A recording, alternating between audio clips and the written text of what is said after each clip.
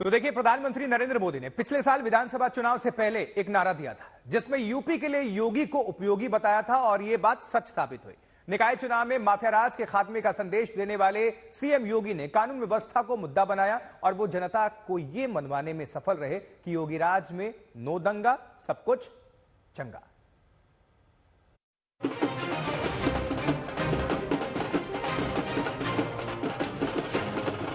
UP की हर बहन बेटी कह रही है यूपी के लिए योगी उपयोगी है। आज यूपी नो कर्फ्यू, नो दंगा, यूपी में सब और चंगा। यूपी में निकाय चुनाव में क्लीन स्वीप करने वाली बीजेपी के लिए सीएम योगी वाकई कितने उपयोगी है, ये बात पीएम मोदी भी जानते हैं। निकाय चुनाव के दौरान बीजेपी ने माफिया पर नकेल और सख्त कानून व्यवस्था का जोर शोर से प्रचार किया। सीएम योगी ने कहा था, यूपी में अब नो दंगा, सब चंगा। आज यूपी नो कर्फ्यू, नो दंगा, यूपी में सब और चंगा।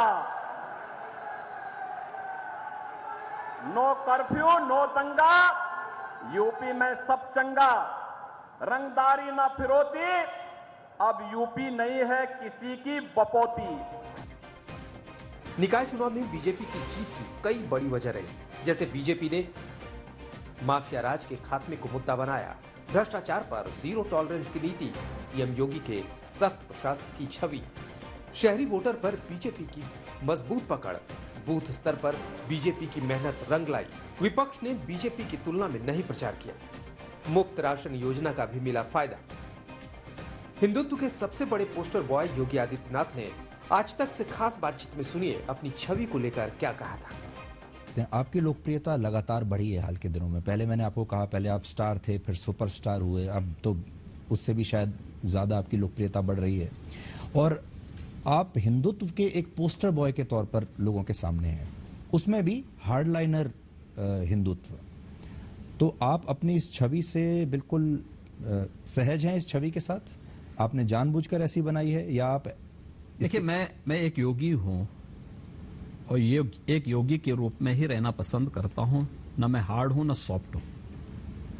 मैं केवल एक योगी हूं और योगी के रूप में अपने दायित्वों का निर्वहन कर रहा हूं। जब हमने सीएम योगी से पूछा कि वो देश के सबसे पॉपुलर मुख्यमंत्री हैं, तो क्या वो आगे खुद को प्रधानमंत्री के तौर पर देखते हैं? सुनिए उन्होंने मुस्कुराते हुए क्या जवाब दिया। अलग अलग जो सर्वेज होते रहते हैं आजकल, उसमें एक सर्वे इंडिया टुडे और सी वोटर का ही था, मूड ऑफ द नेशन। उसमें बताया गया कि इस समय आप सबसे अच्छे मुख्यमंत्री हैं पूरे देश में। 39.1% लोगों ने आपको वोट दिया, मतलब आपको अरविंद केजरीवाल और ममता बनर्जी से भी ऊपर रखा। तो आप कह सकते हैं, आप खुद भी ये मानते हैं कि आप भारत में नंबर 1 मुख्यमंत्री हैं? देखिए, मैं ये नहीं मानता कि मैं अच्छा हूं और मैं ये भी नहीं मानता मैं बुरा हूं।